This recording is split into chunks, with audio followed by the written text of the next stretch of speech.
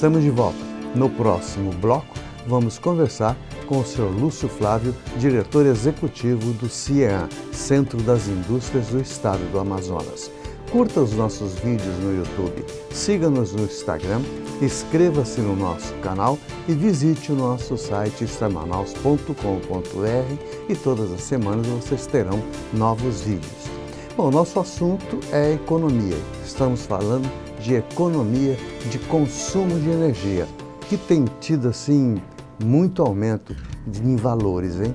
Muito, mas o seu salário é o mesmo já há algum tempo. E pensando no seu conforto e na sua economia, a Gifeng Engenharia Solar dimensionou um projeto onde você terá uma economia expressiva instalando o kit de energia solar na sua residência ou no seu comércio. Pense em poder usar o conforto de dormir no frescor de um ar-condicionado, pagando pouco por este e por outros benefícios. Gifeng Engenharia Energia Solar. Tecnologia e seriedade ao seu dispor.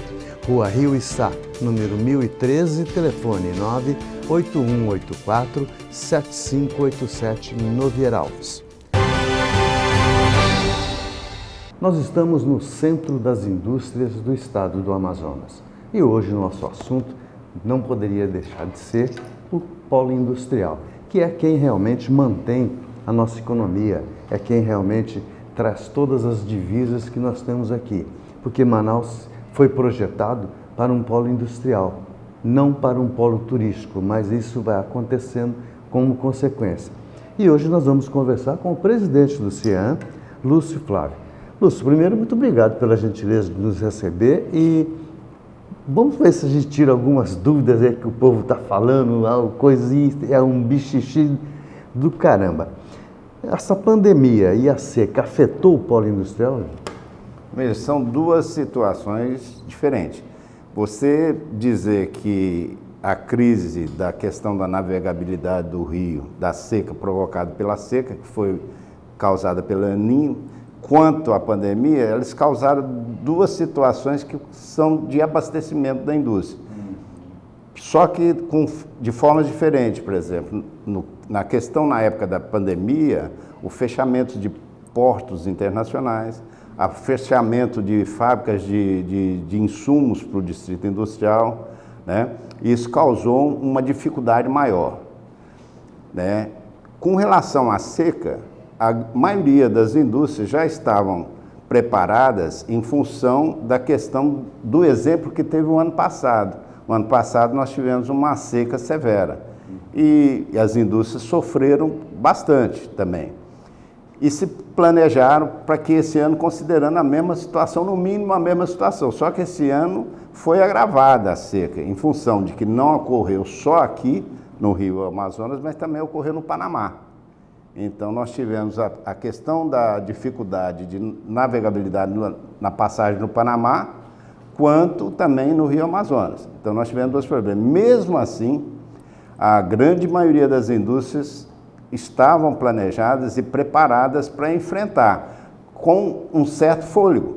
Então esse fôlego está se estendendo, né? Mas em nenhum momento teve uma crise de paralisação da indústria em função de falta de insumos. O que ocorreu, especificamente em alguns casos, algumas linhas de produtos específicos que estavam com deficiência de insumos, aí aquela linha a indústria concedeu umas férias coletivas, mas um número pequeno.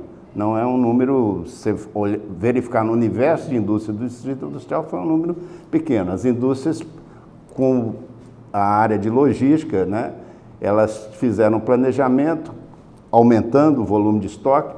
Não causa problema? Causa, que você tem que aumentar estoque, você tem que ter um estoque maior. Toda essa parte operacional da logística, de fazer transbordo da Vila do Conde para Manaus, no Pará para Manaus, tem a questão burocrática da Receita Federal, tem a questão do transbordo, que é uma operação que sempre é mais difícil. Então isso causa uma certa dificuldade na operação. Então essa crise aí que se comenta dentro do nosso meio, então na verdade é uma dificuldade, não é uma crise, não se tem indústrias fechando. A questão correta é o seguinte, nós não temos uma hidrovia, nós temos o rio, mas ela não é balizada, ela não tem serviço de dragagem constantemente, o que deveria ter numa hidrovia, não tem balizamento, derrocamento. Então, quer dizer, nós operamos com o que a natureza nos deu, né? O rio como ele está. Tanto que agora o serviço que está sendo feito de dragagem é para possibilitar a passagem do navio de uma forma mais rápida. Mas esse serviço de dragagem, se tivesse sido feito há 4, 5 meses atrás, nós não teríamos passado nenhum problema, né? Então isso é claro. Como também, por exemplo, a parte do rodo fluvial, ele continuou funcionando normal, porque não houve restrição de calado para a balsa. Foi só na questão dos navios para grande quantidade de contêiner. Então, na realidade, é uma questão de infraestrutura, né?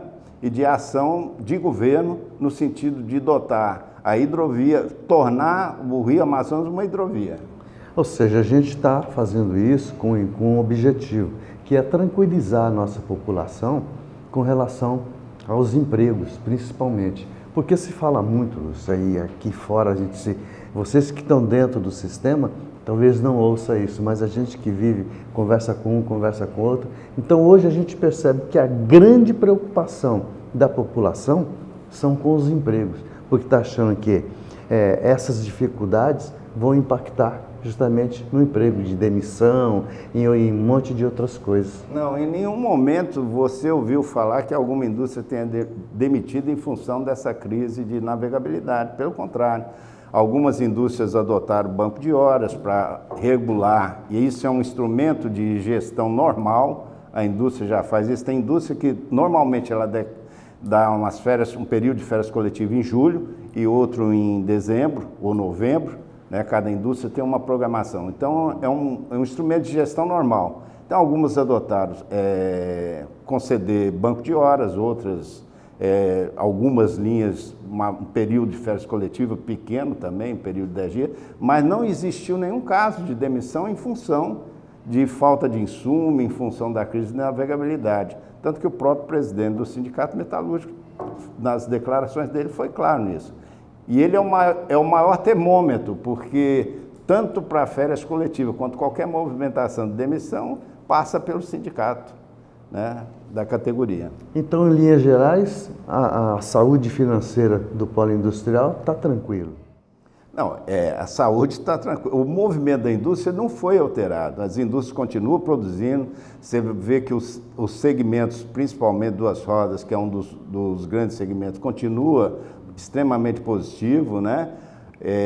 Eletroeletrônico, por exemplo, você tem produtos que necessariamente tem um modal dedicado de logística e não utiliza nem o rio, que é o aéreo, né? Então você tem, por exemplo, cargas que o modal de utilização dele é só o aéreo, ele não utiliza nem, é um número menor, bem menor.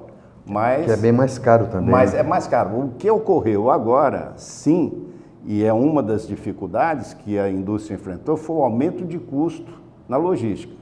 Então nós tivemos, com essa situação de fazer transbordo da Vila do Conde para Manaus, uma elevação do custo logístico. Isso sim, né? Esse foi um ponto negativo dessa crise. Bom, gente, só nos resta, o Lúcio está com o tempo dele também bastante exíguo, então só nos resta dizer nosso muito obrigado, Lúcio, por nos receber, pela insistência também que nós tivemos aí com você. Eu que agradeço. Te aborrecendo. Eu que agradeço a oportunidade.